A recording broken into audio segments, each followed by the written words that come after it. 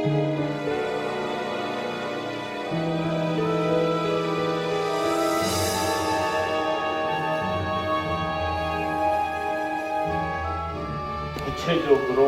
그 5개 공약 중에는 1번, 2번, 5번은 자기는 찬성이다. 그런데 3번, 4번은 자기가 처음 듣는 이야기이기 때문에 정책팀에다가 검토를 시켜서 반영을 하겠다. 그렇게 아주 긍정적으로 말씀을 해 주셨습니다. 그래서 그 사실을 제가 이종현 목사님 등 원로 목사님들에게 보고를 드렸더니 그것 너무나도 중요한 일이다. 그러니까 우리 목사님들이 좀 모여서 의논을 하자. 그래서 2월 4일 이종현 목사님 사택에서 5분의 목사님과 두성달 장로님 이렇게 6명이 모여서 의논을 하고 존경받는 나라 만들기 국민운동을 출범시켜야 된다 하는 합의를 하게 되었습니다. 감사와 존경을 표하면서 인사를 드립니다. 5천년 역사 가운데 우리 민족은 여러 면에서 존경받는 세계적 인물들을 배출했고 그 결과 오늘의 우리가 존재한다고 생각할 수 있을 것입니다. 오늘 존경받는 나라 만들기 국민운동 출범식을 갖게 된 동기는 경과 보고 시간에 들으신 바와 같이 이해를 하실 줄 믿거니와 오늘은 역사 속에 나타난 사례를 몇 가지 잠시 말씀드리겠습니다.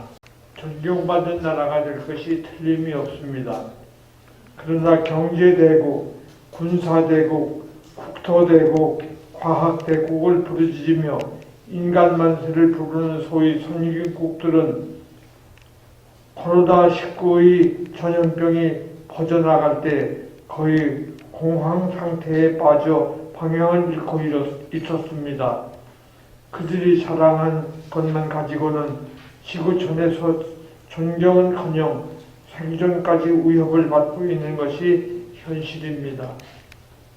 제2차 세계대전에서 나치 복종에서 자유를 얻은 독일은 국토가 양분되고 전쟁의 민폐가 극에 달할 때 그럼에도 불구하고 독일은 배상금을 영국, 프랑스, 소련에 지불해야 했고 산업시설은 해체되어 경제가 파탄났습니다. 항복 직후 2년 안에 미국과 영국은 독일에서 가져갈 수 있는 모든 지적 배상금으로 기술, 과학, 노하우, 특허를 가져갔고 패전국 독일은 이에 더해 약 10억 달러의 배상금을 이탈리, 루마니아, 헝가리, 불가리아, 핀란드에 지불했습니다. 그러나 1945년 4월부터 7월 사이에 승용국 미국은 독일 재건 전후 산업 구축을 크게 도왔습니다. 뿐만 아니라 미국은 연합군의 지원을 시작하여 프랑스, 영국, 점령 지역에 있는 독일의 수감자까지 그들을 도왔고 1947년 전범자 이탈리아 역시 전쟁 배상금으로 유고슬라비아, 그리스, 소련, 에티오피아, 알바니아에 1938년 물가 기준으로 36억 달러의 배상을 했습니다. 유익한 활동을 펼치는 국민이 된다면 국내에 물론이고 국외에서도 존경받는 국가와 국민이 될 것입니다. 존경받는 나라를 만들려면 어떻게 해야 할까요? 첫째, 국민들 간에 서로 나눔 정신이 정대되어야 합니다. 공 한쪽도 나눠 먹는 정신으로 무엇을 나눌 것인지 사유하고 실천해 간다면 보다 풍요로운 훈훈한 정이 넘치는 나라가 될 것입니다. 그나마 지난 40여 년 동안 인허는 자유민주주의 시장경제의 기본 속에서 세계 10위권의 경제 대국에 진입하면서 이 나라의 국가 위상은 어느 정도 인정받는 지점에 이르게 된 것이 사실입니다. 그러나 지난 5년 좌파 정부의 집권 속에서 강행된 어설픈 경제정책과 무모한 재원정책들은 그동안 쌓아올렸던 경제의 뿌리를 근본적으로 흔들어 놓고 사회도 저에서 심각한 부작용과 파열음을 일으켜 왔습니다. 외국 유학생들이 한국에 입국하는데 수십 년 전부터 지금까지 그렇게 까다롭게 어렵게 규제를 하지 말고 외국 유학생들이 지방대학을 지원한다고 한다면은 그 외국 유학생들에게 각 지방대학의 한국어 과정에 들어오게 해서 1년 동안 한국어를 배우게 한 이후 1년 후에 본인이 선택하는 학과에 자동적으로 입학할 수 있도록 입시 제도를 개선해달라. 그런 첫째의 요구와 둘째로 그렇게 입학을 한 외국 유학생들의 학부모에게 비자를 발급을 해줘서 한국에 근로자로 입국해서 근로할 수 있도록 길을 열어달라. 이 두 가지 사항을 작년 10월부터 요청을 했던 것입니다. 나라의 탑 퀄리티가 그 나라의 탑 리더가 되었는데 어쩌면 가장 저질스러운 사람의 우리가 지배를 발휘한 그런 기록이 올지도 모르겠습니다. 제가 여기 경제사에 써놓은 것은 읽어보시기 바랍니다. 저는 딴 얘기를 좀 하고 싶으니까요. 거기 경제사의 한 핵심은 지금 일자리가 없는데 청년들 2년 동안 항공비 대주고 월 2,000불 내지 3,000불씩 대줘갖고 2년 동안 세상에 5대양 6대주에 10만 명을 5년에 걸쳐서 파송해라. 그래 봤더니 몇 주 안 들어요. 지금 청년들한테 뭐 100만 원씩 줬고 이런 것은 청년들을 의존성만 줄이고 거지 만드는 겁니다. 별도로 그렇게 할 말이 없는데요. 저를 소개하자면 제가 한 2007년부터 애국운동을 시작했습니다. 그런데 애국운동을 하게 된 동기에 저는 경인여자대학을 설립하고 초대 총장을 한 사람이었습니다. 그런데 2000년대에 어려운 일을 당한 이후에 제가 애국운동을 시작하였습니다. 시작할 때 서목사님 지도를 많이 받았죠.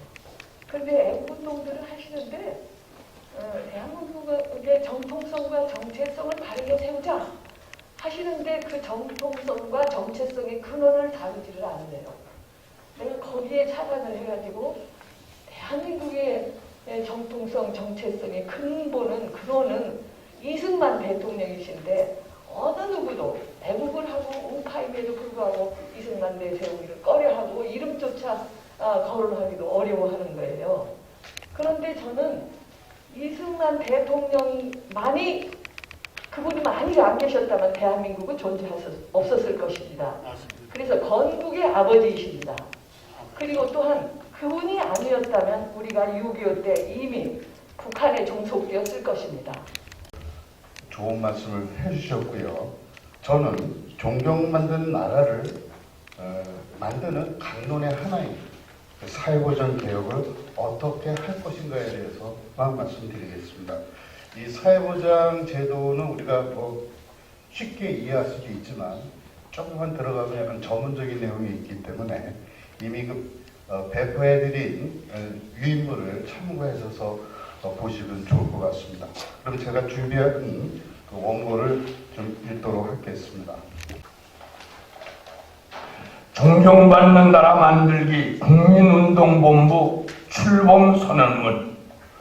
오늘 기독교, 불교, 가톨릭 등 종교계 대학 총장들을 위시한 사회각계 원로들과 시민사회 지도자들이 존경받는 나라 만들기 국민운동본부를 출범하게 되었습니다. 대통령 선거가 있을 때마다 존경받는 나라 공약이 나오면 좋겠다는 목소리가 간간히 들리긴 했지만 이번처럼 본격적인 운동이 등장하기는 처음입니다. 대한민국은 이번에 우파 정권이 들어서면 10년 내로 세계 5대 경제 강국이 될 것입니다.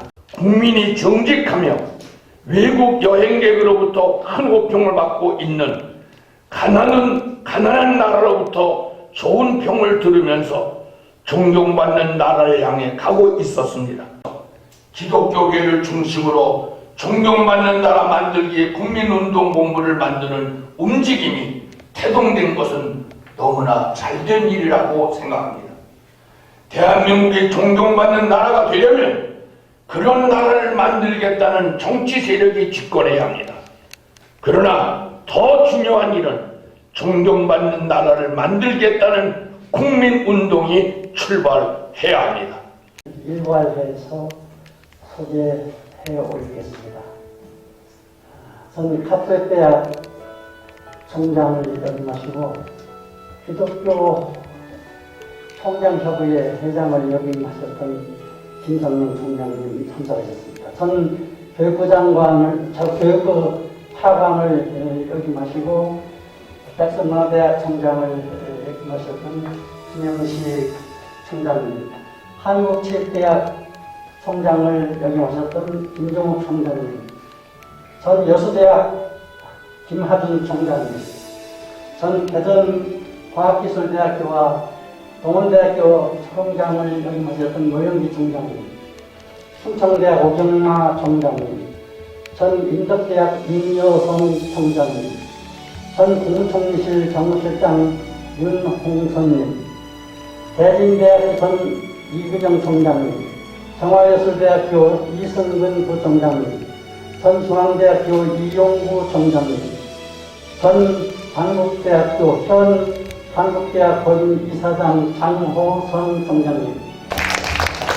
수고하셨습니다. 또 장로님들도 참석해 주셨는데요. 장로님으로